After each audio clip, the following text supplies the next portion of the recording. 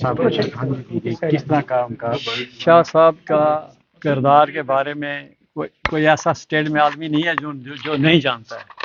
شاہ صاحب شیخ صاحب کے سیکنڈ ان کمانڈ میں چلے ہیں اور وہ اتنے پائے کے لیڈر تھے. آپ نے دیکھی ہے ان کی ایڈمنسٹریشن کیسی تھی.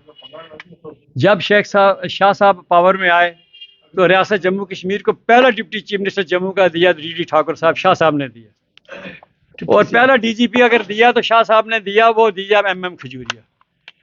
فورتھ برج تو تبھی کا شاہ صاحب نے بنایا, اور یہ جو باغ بہو جو آج دنیا اس کو سیر کرنے جاتی ہے وہی شاہ صاحب کی دین ہے.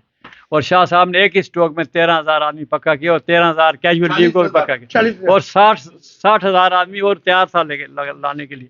بدقسمتی ہے کہ ایسے پائے کے لیڈر کبھی کبھی سنسار میں آتے ہیں.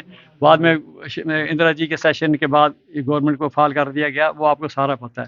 آج اس ایسے ایڈمنسٹریشن نہ پیدا ہوئے نہ ہوں گے, اور آج ہمیں ان کو شرطانیہ دے گا. ہم یہی سیکھ رہے ہیں کہ اگر پیدا ہونا تو سچا سچا لیڈر پیدا ہو, اور بالکل ان کی نقشے قدم پر چلنا چاہیے. Thank you sir. شاہ صاحب کو آج جی ایم شاہ فاؤنڈیشن کی طرف سے یہاں گل شاہ صاحب جو یہاں کے آنریبل چیف منسٹر رہے ہیں, اور ان کی 15ویں ڈیتھ اینیورسری پہ آج ہم یہاں سب اکٹھے ہوئے. بڑی پرومیننٹ سول سوسائٹی ان کو خراج عقیدت دے رہی ہے. میں سمجھتا ہوں کہ آج کے دور میں جہاں پالیٹکس کا سطر جو ہے آپ کے سامنے کس طرح گر چکا ہے, اس میں اگر ان لیڈرز کو یاد کیا جائے جنہوں نے واقعی ایک رول ماڈل کی طرح جموں کشمیر کو گورن کیا ہے, جس میں جی ایم شاہ صاحب کا نام بڑے سنہرے اکشروں میں لکھا جاتا ہے. دو ہی belong to a family of Sheikh Abdullah and Abdullah family کے ایک رکن تھے, لیکن اس کے باوجود ان میں جو اپنی ڈائنمکس تھے, اپنا ایڈمنسٹریٹو سکلز تھی, وہ آج بھی لوگ یاد رکھتے ہیں. اور آنے والی جنریشنز جب یہاں الیکشنز ہوں گی وہ ان کے کام کرنے کے طریقوں کو ہمیشہ یاد کریں گی. اور جموں کشمیر ریجنل امبیلنسز سے دور رہے. جس طرح انہوں نے گورن کیا, اس طرح کی سیاست سے جموں کشمیر پراسپیرس ہوگا. یہی خراج عقیدت ہوگی ہمارے آنے والے پولیٹیشینز کو. اور جو آج پولیٹیشین ہیں کہ صاف صفا پالیٹکس کیجئے. پالیٹکس جو ہے وہ جوڑنے کا کام ہے, پالیٹکس جو ہے پراسپیرٹی کو لانے کا کام ہے. پالیٹکس جو ہے وہ ایک گلوریفائی کرتی ہے ایک ریجن کو, ایک نیشن کو, اس پہ کام کرنے کی ضرورت ہے. یہی سب سے بڑی خراج عقیدت آج ہم جناب جی ایم شاہ صاحب کو دے رہے ہیں. اللہ ان کی پوری فیملی کو ان کے فٹ پرنٹس پہ چلنے پہ ہمیشہ قائل رکھے, اور وہ چلتے رہے, اور ہم سب ان کو یاد کرتے رہے. Thank you very much.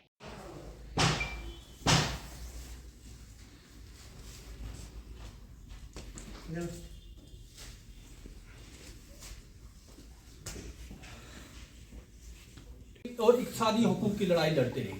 پہلی بات تو یہ ہے. اور شاہ صاحب کی انبن بھی اسی بات پر ہوئی, اور میں کل سے کھنگال رہا تھا کچھ پرانی چیزیں شاہ صاحب کی, اور میں نے 21 فروری 1999 کو شاہ صاحب کا دا ٹریبیون کو دیا ہوا انٹرویو میں پڑھ رہا تھا. And you can search it, go to the Google and bring it out.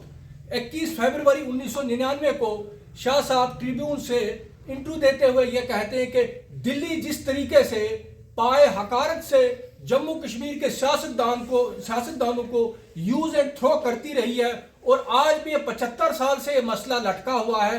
اور شاہ صاحب کی ایک اور بات, شاہ صاحب جموں کشمیر کے جو مسئلہ ہے پچھلے 75 سال سے, اس کے پرماننٹ اور پیسفل ریزولوشن کے لیے بڑے کوشاں تھے.